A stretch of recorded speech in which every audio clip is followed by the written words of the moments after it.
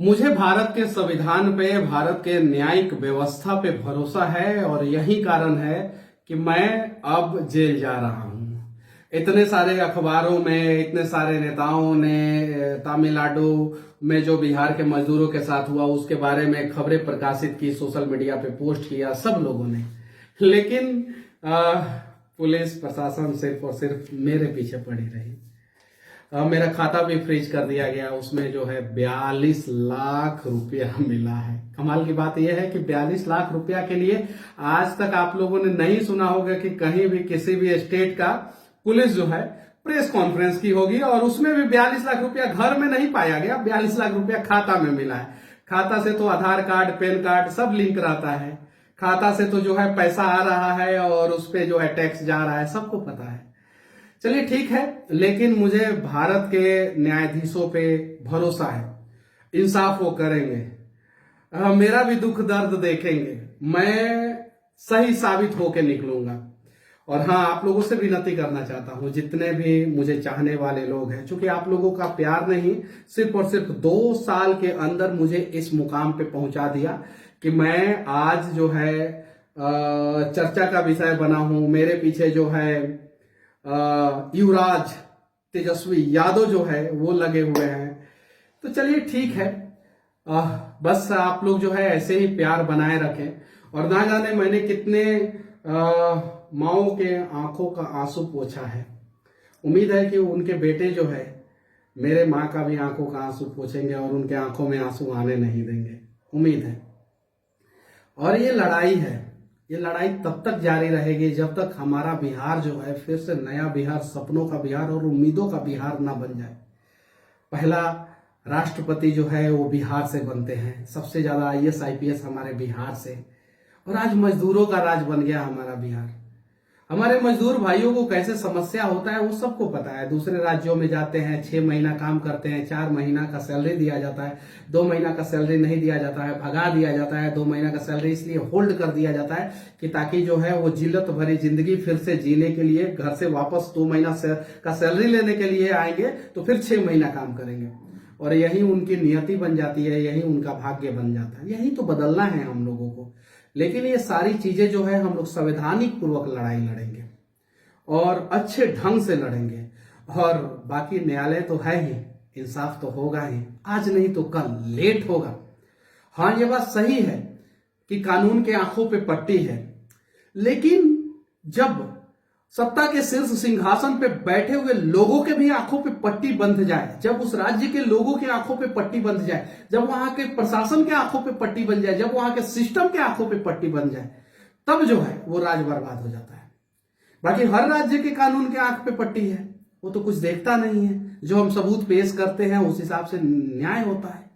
तो सबूत पेश करने वाले कौन होते हैं? हम और आप। अपने राज्य के लिए लड़ने वाले, अपने देश के लिए लड़ने वाले कौन होते हैं? हम और आप।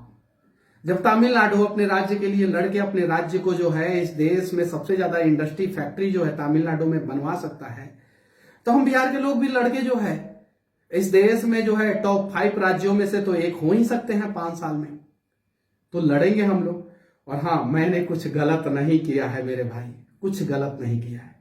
मुझे गलत करना होता तो शायद मेरे पास करोड़ों रुपया होता। 42 लाख रुपया का कीमत कितना होता है भाई? आप ही लोग बताइए ना। मैं फिर से कहना चाहता हूं, मैं बार बार क्यों जिक्र कर रहा हूं, एक फॉर्च्यूनर का भी कीमत नहीं है 42 लाख रुपया। 55 लाख रुपया में फॉर्च्यूनर का टॉप मॉडल आता है। फॉर्च्यूनर की बात इसलिए कर रहा हूं ना कि शान की सवारी है बिहार में फॉर्च्यूनर, और फॉर्च्यूनर पे नेता चलते हैं कि नहीं चलते वो आप सभी को पता है। और ऐसा मीडिया में बताया जा रहा है कि 4 अकाउंट में यूट्यूबर मनीष कश्यप के खाते में मिले इतने पैसे कि रह जाएंगे दंगा।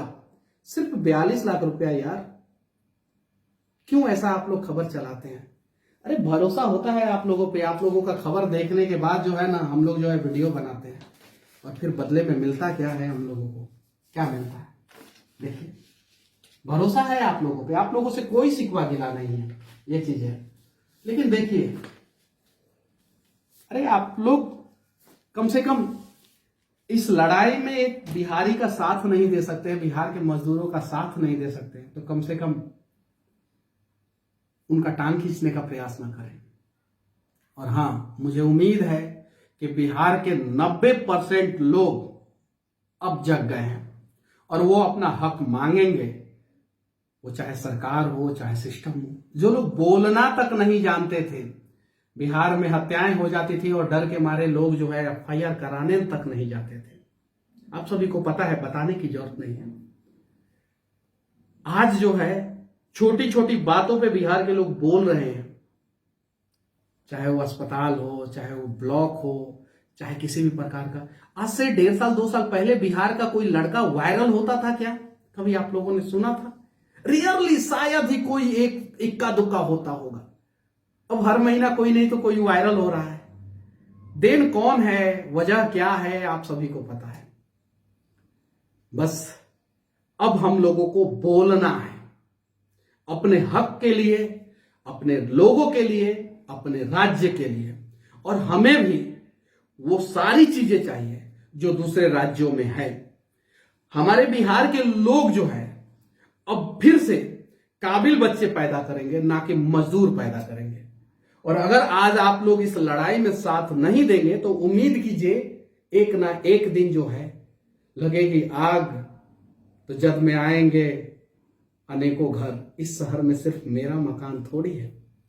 तो ये चीज है। और मुझे अपने लिए खुद करना होता तो एयर कंडीशन स्टूडियो में बैठ के, आप सभी को पता ही है कि मुझे थोड़ा बहुत नॉलेज है और मैं बातों को अच्छे ढंग से रख लेता हूं। एयर कंडीशन स्टूडियो में बैठ के दिल्ली में अपना रिपोर्टिंग कर रहा होता। 42 लाख के जगह पे मेरे खाते में 42 करोड़ से ज्यादा रुपया होता और कोई किसी का हिम्मत नहीं होता कि उस खाते को फ्रीज कर ले।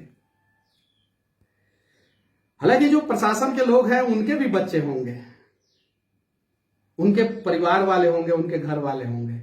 मैं भगवान से सच्चे मन से मैं कह रहा हूं कि मैं भगवान से प्रार्थना करूंगा कि आपके परिवार वाले, आपके घर वाले खूब तरक्की करें, आपके बच्चे खूब तरक्की करें, खूब। और इतनी तरक्की करें कि उस तरक्की में जो है बिहार का भी तरक्की हो। मैं ये विनती करूंगा। और मैं बस न्यायालय के शरण में जेल में जा रहा हूं। ना मैंने रेप किया है, ना मैंने हत्या किया है, ना मैंने तस्करी किया है। और बस मेरा गुनाह सिर्फ इतना ही है कि मेरे सीने में देश धड़कता है, मेरे सीने में बिहार धड़कता है। मेरा गुनाह सिर्फ इतना ही है कि जब मैं दादाजी के पास होता था तो उन्होंने जो है देशभक्ति कहानियां मुझे बताई, कैसे चीन के युद्ध के दौरान क्या क्या हुआ था। मैं अपने पिता के आंखों में आंखें डाल के जब भी बात करने का मैं प्रयास करता हूं तो उन्होंने बताया कि देश का रक्षा सबसे पहले करना है, देश के लोगों का रक्षा सबसे पहले करना है। मैं अपने मां के आंखों में आंखें डाल के जब देखता हूं तो एक उम्मीद रहता है उनके आंखों में कि बेटवा पता ना हमर का कर रहा बा, लेकिन कुछ तो अच्छा कर रहा बा। तो मैं वादा करता हूं कि ना मैं अपने दादाजी को शर्मिंदा होने दूंगा, ना मेरे पिताजी का सर जो है शर्म से नीचे झुकेगा, और ना ही मेरे मां को गलानी होगी कि मेरा बेटा ने गलत किया है।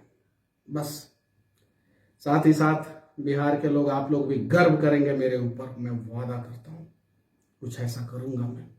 जय हिंद।